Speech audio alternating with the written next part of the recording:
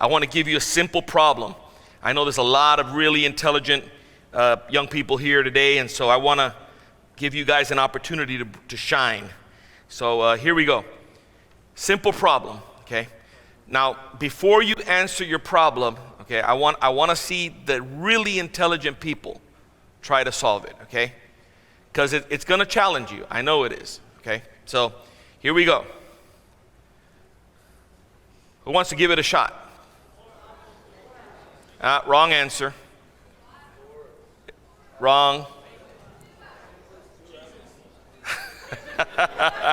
That's funny. No, not Jesus. No. Okay. Wrong answer. Oh, wait a minute, but I forgot. Everybody keeps saying 4. Why do you keep saying 4?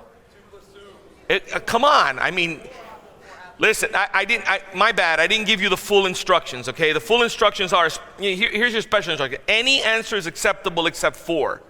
Okay, so now let's try to solve it. Okay. Okay, somebody said 5. Okay, we can test it and figure out that 5 doesn't work. Somebody said 0. We can test it and figure out that 0 doesn't work either.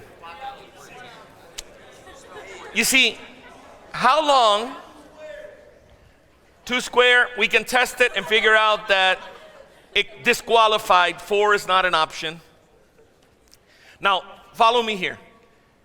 We could spend the rest of our lives trying to solve the problem and never find the answer. And the problem is not with the problem. Where's the problem? The instructions. That's where the problem is. And you see, what I want to highlight to you here is this, okay? Our scientific community has a set of instructions. The problem is not with the problem. The problem is with the instructions. And our scientific community primarily adopts a philosophy called naturalism. And naturalism is nothing more than the simple belief that the only thing that exists is the natural world. Only nature. Only things that you can perceive with your 5 senses. That's the only thing that exists.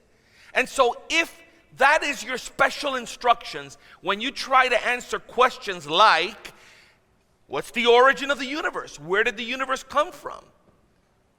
Where did man come from?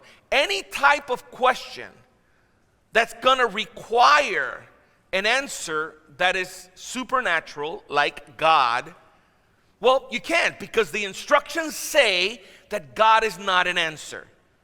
Why? Because this world that we live in believes that there is no God. And so, because there is nothing supernatural, then you can't appeal to supernatural answers. And so we have people trying to answer the biggest question of all: where did everything come from? But their hands are tied. They can't answer it because the special instructions say any answer is acceptable except God. Now, my life is dedicated to studying apologetics, the defense of the Christian faith, reading the books that they write. I read what the atheists and the agnostics and the skeptics and the scientists write. And they have come up with maybe 10 different answers to where the universe came from. And only to find out after years of testing and testing and testing that none of these answers work. And they're baffled. They're baffled. Defining my terms with you today. What do we mean by the word nothing? What's the definition of nothing? Listen, if you think some vocabulary words are hard to define, try to define nothing. That was a challenge. I really had to go out of my way to find a definition. Webster's dictionary doesn't help.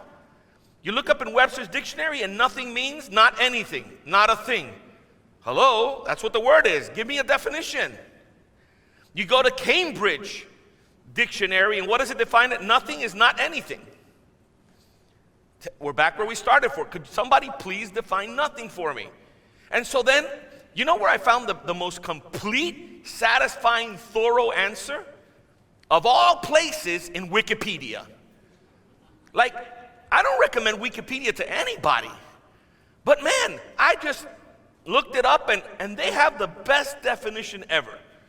To them, nothing is a pronoun denoting the absence of anything. Nothing is a pronoun associated with nothingness, And nothingness is the state of being nothing, the state of non-existence of anything or the property of having nothing.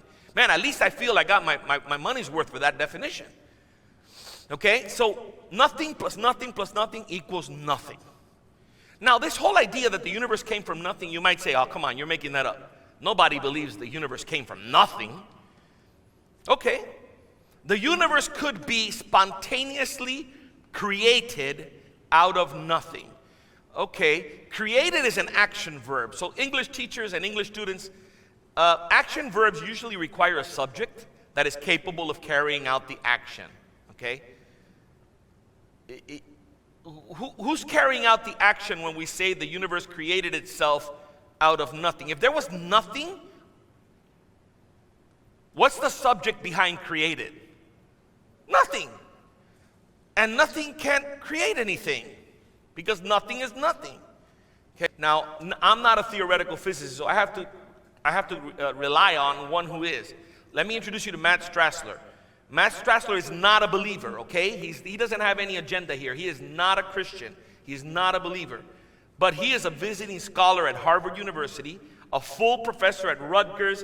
He has over 75 papers on string theory published in peer-reviewed journals, attended Princeton, PhD at Stanford, and he's on the faculty of Rutgers, the University of Washington, UPenn. This guy knows what he's talking about. And if you like physics, you'll love his blog. His blog is very easy to understand. He breaks it down and makes it so easy to understand, even for non-specialists. People like you and I can read it and understand it. He wrote a tremendous blog on this whole idea of virtual particles. Now, if you're a gamer, you know what the word virtual means, right?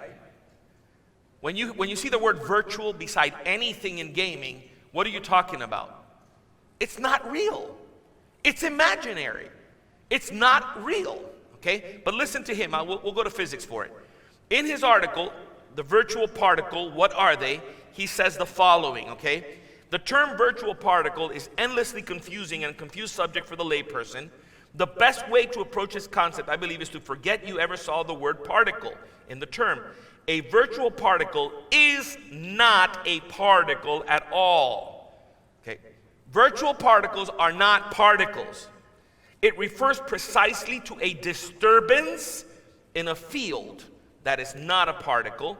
A virtual particle generally is a disturbance in a field that will never be found on its own, but instead when something that is caused by the presence of other particles, often of other fields. Now, if you're like me, you need a picture, okay? Because that's kind of confusing. This is what a virtual particle is. When two actual particles come close to each other, their fields run into each other and they cause a type of vibration. They cause a type of disturbance. That disturbance is like a ripple. When you throw a rock in the water and it creates the ripple, that ripple is not another rock. That ripple is not something. It's pretty much created by an actual rock hitting the water. And when these two particles separate, guess what happens to the disturbance? It disappears. This is not something popping into existence out of nothing. The video you just saw is very deceptive. The words that you hear from Lawrence Krauss are very deceptive. Particles don't pop into existence out of nothing. When real particles intersect each other, you have disturbances that come up and then disappear. And you're welcome to look him up, Matt Strassler. Look up these articles, do your fact checking, read it, understand it. That one article is about 20 pages long, very easy to understand with a lot of diagrams and a lot of pictures. Okay? So, what are virtual particles? In physics, a virtual particle is an explanatory conceptual entity. That means it doesn't exist. It's only found in mathematical calculations about quantum field theory, period. Okay? Now, let Steven Weinberg tell you how bad things are from their perspective, and then we'll be finished. G.K. Chesterton said, "It is absurd to complain that it's unthinkable for an unthinkable God to make everything out of nothing, and then to pretend that it is more thinkable that nothing should turn itself into everything." Seems like a tongue twister, but it's not. It's right on the point. What does the Bible say about those who don't believe in creation? Very clear. Romans chapter 1, for since the creation of the world, his invisible attributes, God's, are clearly seen, being understood by the things that are made, even his eternal power and Godhead, so that they are without excuse.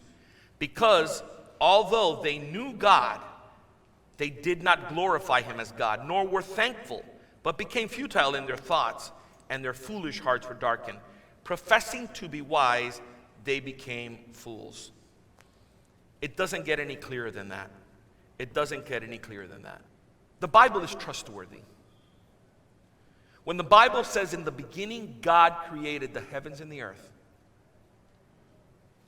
that is still and will forever be, but it is still to this day the clearest explanation, the most plausible explanation, the most satisfying explanation for the origins of the universe.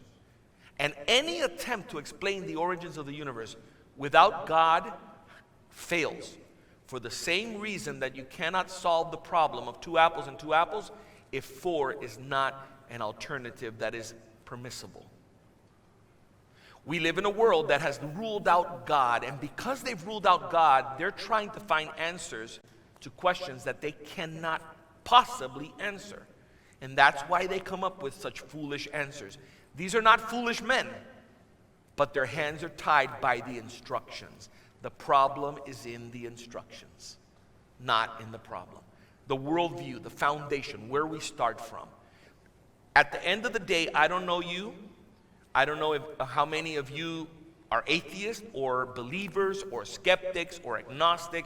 I don't know where you stand. But I can talk to you rationally and say there's only 2 alternatives. Either the God of the Bible exists or he doesn't. That exhausts all possibilities. If the God of the Bible does not exist, then nothing would exist, because nothing comes from nothing.